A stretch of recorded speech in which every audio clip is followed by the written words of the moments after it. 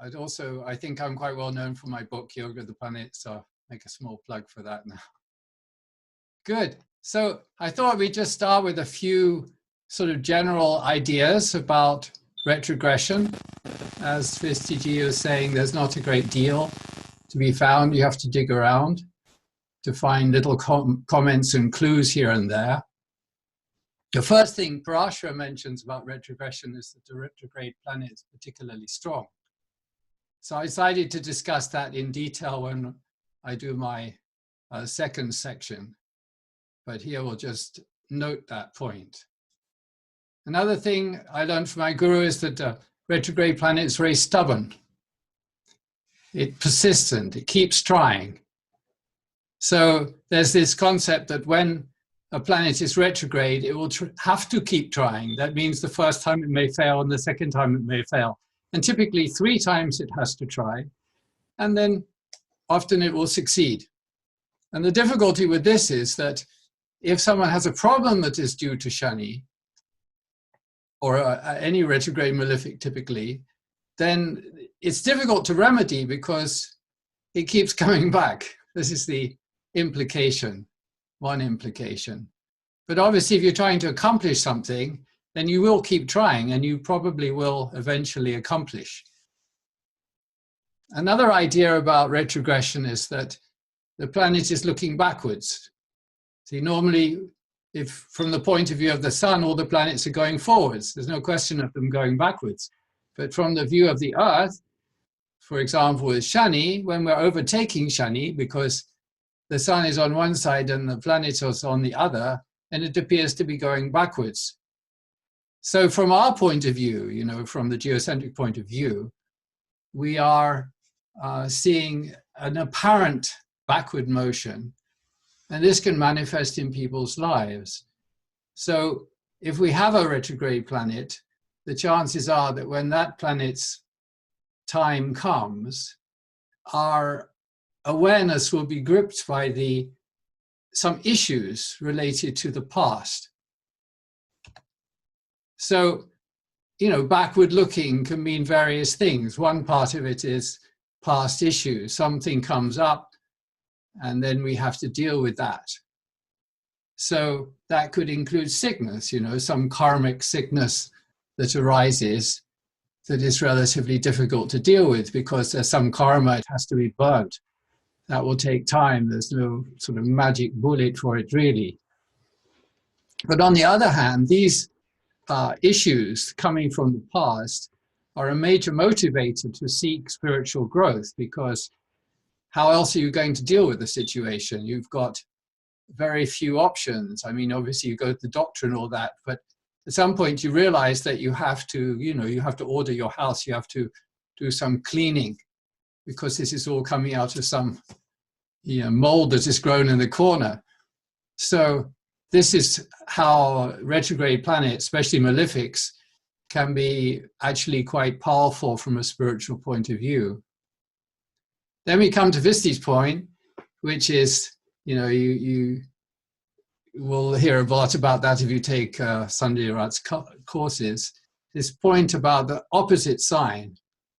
So you can try to think about this in different ways. I mean, it's not just that the planet is always acting as if it's in the opposite sign, but it has a tendency to do that.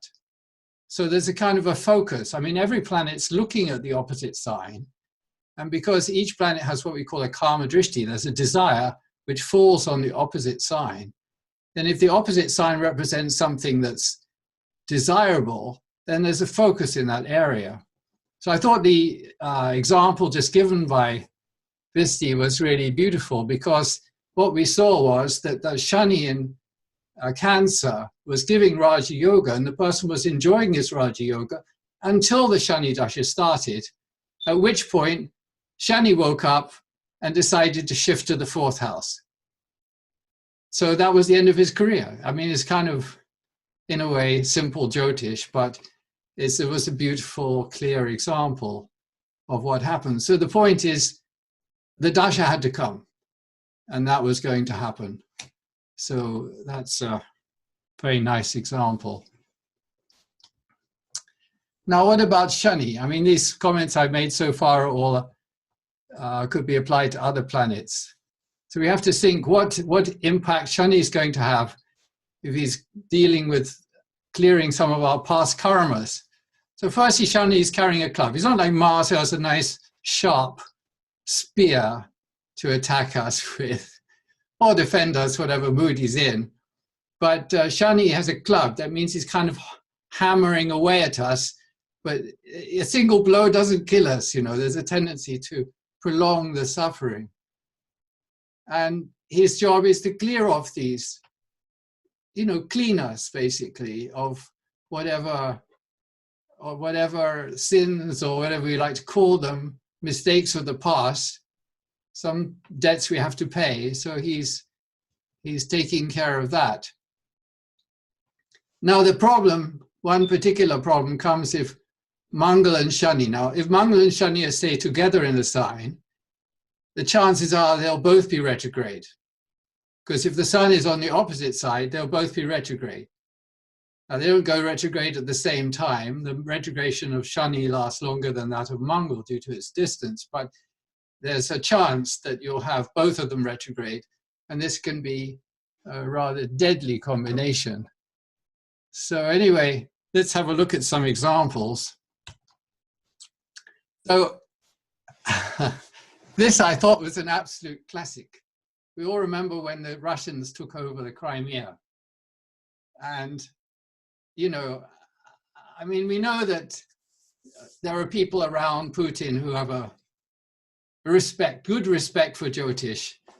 So I don't know if they have their astrologer, but the timing of this whole thing was remarkable, as we'll see. So this is the history from Wikipedia, like on the 1st of March. Now what happened, there was a sort of a build-up, but the whole thing was kind of engineered. You could see there was an engineered process which started with the steps taken by the Ukrainian president, then he was forced out, then he flees to Crimea, and then there's something that gets started in Crimea, and they're kind of declaring their own freedom, as it were, from Ukraine.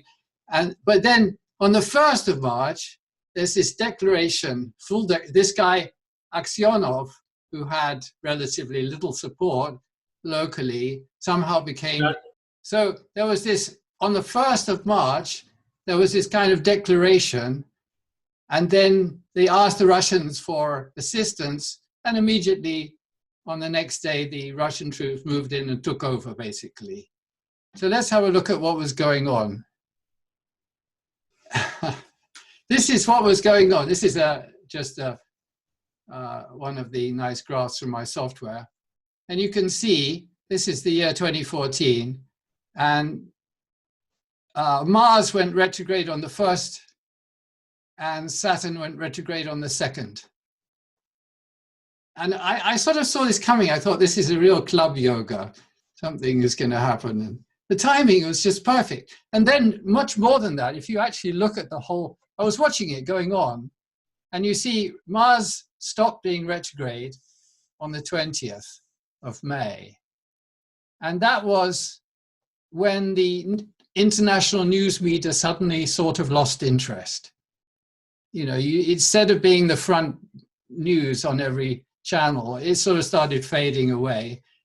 And then you notice in July, see, Saturn went direct in July, and that was when the Russian prime minister declared the whole thing as finished.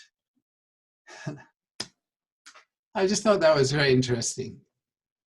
So this is this thing, the moment that the planet, I'm going to discuss this more in my second section, but you have to look at the timing. So when a planet goes retrograde or goes direct are very critical moments when some drama can start or stop. And this was one of the best examples I've seen in recent years. I searched through the history to try and find any other time in recent years when such a, you know, Mars and Saturn both went retrograde at the same time. And the closest I could find was this. This is Mars going retrograde and Saturn stopped being retrograde. And the French had a nuclear test. and there was a blackout and bomb attacks and things. But relatively speaking, it was less dramatic. So anyway, that's, I thought, was rather nice. Nice in a very, not very nice, but anyway. So then I decided to take some charts at random. Like these were, I selected, you know, my software, you can just pick charts out that have a retrograde shani or whatever you want. So I thought I'll see which charts have retrograde shani, and I just picked a few charts at random, completely at random, right? The first one just happened to turn out to be a Russian general, and he was a big shot. He was in Afghanistan and Chechnya and all that, war hero.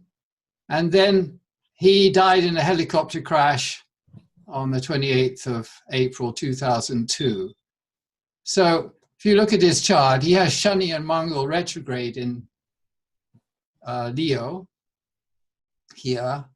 And he started his Shani Dasha in September 1999, and he died during Shani Rahu. If you notice in his chart, he has Rahu in the 9th house, which is considered dangerous. So yeah, Shani didn't wait very long in this case. It just activated that. This is called a Yama Yoga. This is quite dangerous. This is an astrologer, a United States astrologer. She or he, I'm not even sure, was quite well known, had a radio show and a column in the newspapers and all. And unfortunately, the Astro Data Bank gives very little information even about people of the astrological community. But they do say that he died of testicular cancer on the 2nd of July, 1997. You notice that he started Shani Dasha on that day, or not on that day exactly, but a few months before. He has Shani in Libra, you note. So we could say, that Shani is acting like it's in Cancer, in Aries in this chart. That's one possible analysis. Or you could say other things related to Libra and the disease. But the fact of the matter is that this karma, whatever karma he has here, and you notice Mangal is giving a drishti or aspect on Shani. So it was a difficult situation. Some karma started to manifest with the Shani. We don't know when the actual diagnosis took place, unfortunately, probably during Guru Rahu.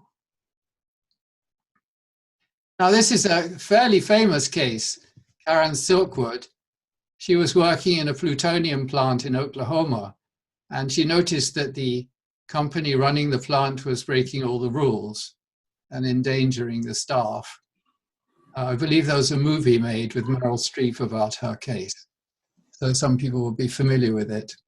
So she tried, she complained, she sent information to Congress and everything. And this was not appreciated by the people at the plant. And in November 1974, she was twice exposed to radiation. It doesn't say exactly on Wikipedia how that happened, but a few days later, she was killed in a car crash on the way to meet a New York Times reporter with a secret file which disappeared from the crash scene. So there's a strong implication that she was murdered.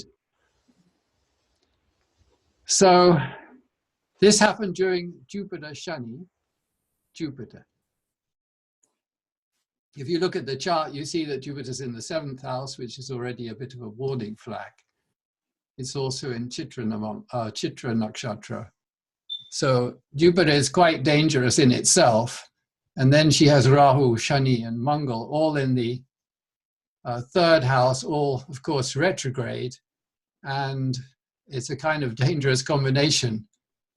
The fact that she was working in a nuclear plant, and Shani is the lord of the 10th house, kind of fits rather well.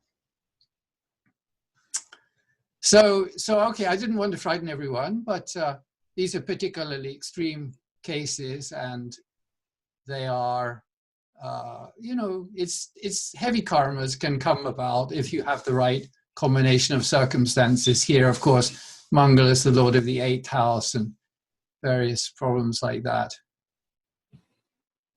I think that's the last. Oh, here we are. Okay, I've got the chart of the crash. This is when she was killed.